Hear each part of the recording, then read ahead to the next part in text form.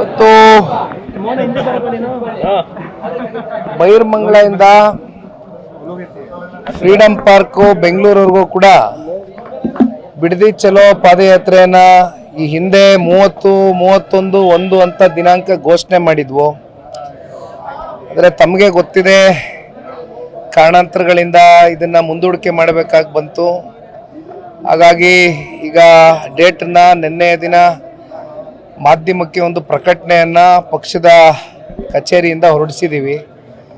9, 10, 11 3 ದಿನಗಳ ಕಾಲ ಬೈರ್ಮಂಗಲದಿಂದ ಫ್ರೀಡಂ ಪಾರ್ಕ್ವರೆಗೂ ರೈತರ ಜೊತೆಯಲ್ಲಿ ರೈತರು ಅನುಭವಿಸ್ತಾ ಇರ್ತಕ್ಕಂಥ ಸಮಸ್ಯೆಗಳೇನಿದೆ ಅದನ್ನು ಪಾದಯಾತ್ರೆ ಮೂಲಕ ಸರ್ಕಾರಕ್ಕೆ ಬಿಸಿ ಮುಟ್ಟಿಸ್ತಕ್ಕಂಥ ಒಂದು ಪ್ರಯತ್ನವನ್ನು ಈ ಹಿಂದೆಯೂ ಕೂಡ ಬೈರ್ಮಂಗಲದಲ್ಲಿ ಪಾದಯಾತ್ರೆಯನ್ನು ಮಾಡಿದ್ವಿ. ಈಗ ಬೆಂಗಳೂರಿವರೆಗೂ ಕೂಡ ಪಾದಯಾತ್ರೆಯನ್ನು ಅದನ್ನು ವಿಸ್ತರಣೆಗೊಳಿಸಬೇಕು ಅಂತಕ್ಕಂಥ ನಿರ್ಧಾರವನ್ನು ಹಿಂದೆಯೂ ಕೂಡ ಮಾಡಿದ್ವಿ. ಇದು ಏಕೆಂದರೆ ಇದು ಯಾವುದೇ ಒಂದು ರಾಜಕೀಯ ಲಾಭ ನಷ್ಟದ ಲೆಕ್ಕಾಚಾರಕ್ಕಿಂತ ಹೆಚ್ಚಾಗಿ ಪಕ್ಷ ಎಂದಿಗೂ ಕೂಡ ರೈತರ ಧ್ವನಿಯಾಗಿ ಕೆಲಸ ಮಾಡ್ತಾ ಬಂದಿದೆ.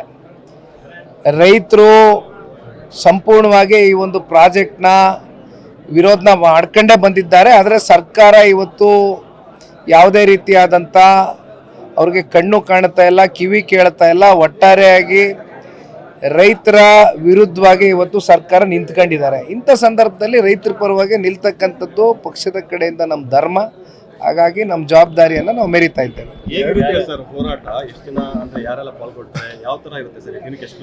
3 ದಿನಗಳ ಕಾಲ ಪಾದಯಾತ್ರೆ ಮಾಡ್ತಾ ಇದ್ದೀವಿ. ಹೆಚ್ಚು ಕಮ್ಮಿ ಫ್ರೀಡಂ ಪಾರ್ಕ್ವರೆಗೂ ಅಂದರೆ 38 ಕಿಲೋಮೀಟರ್ವರೆಗೂ ಪಾದಯಾತ್ರೆ. ಮೊದಲನೇ ದಿನ, 2ನೇ ದಿನ, 3ನೇ ದಿನ ಅಂತ ಪಾದಯಾತ್ರೆಯ ಎಷ್ಟೆಷ್ಟು ಕಿಲೋಮೀಟರ್ಗಳು ಹೆಜ್ಜೆಯನ್ನು ಹಾಕಬೇಕು ಅನ್ನೋವಂಥದ್ದು ಈಗಾಗಲೇ ಒಂದು ತೀರ್ಮಾನ ಮಾಡ್ಕೊಂಡಿದ್ದೇವೆ.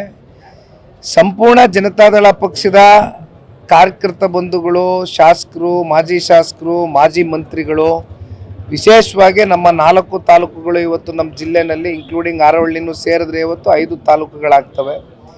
5 ತಾಲೂಕಿಂದನೂ ಕೂಡ ಕಾರ್ಯಕರ್ತರಿರ್ಬೋದು, ರೈತರಿರ್ಬೋದು, ಎಲ್ಲರೂ ಕೂಡ ರೈತರ ಜೊತೆಯಲ್ಲಿ, ಬೈರ್ಮಂಗಲ ಭಾಗದ ರೈತರ ಜೊತೆಯಲ್ಲಿ ನಿಲ್ತಕ್ಕಂಥ ಕೆಲಸ ಮಾಡ್ತೇವೆ. ಟೌನ್ಶಿಪ್ ಯೋಜನೆ ಮುಗಿದ ಅಧ್ಯಾಯ. ಇಷ್ಟ ಇರೋರು ಭೂಮಿ ಕೊಡ್ತಾರೆ, ಅವ್ರಿಗೆ ಪರಿಹಾರ ಕೊಡ್ತಿದ್ದೀವಿ ಅಂತ ಶಾಸಕರು. ಈಗ ಅವರು ಏನು ಬೇಕಾದ್ರೂ ಮಾತಾಡ್ಕೊಳ್ಳಿ. ಈಗ ಕಾನೂನಿನ ಅಡಿಯಲ್ಲಿ ನಾವು ಹೋರಾಟಕ್ಕೆ ಈಗಾಗಲೇ ಕೈಗೆ ಎತ್ಕೊಂಡಾಗಿದೆ. ಸೋಮವಾರದ ದಿನ ಫೈಲಿಂಗ್ ಆಗ್ತಾ ಇದೆ.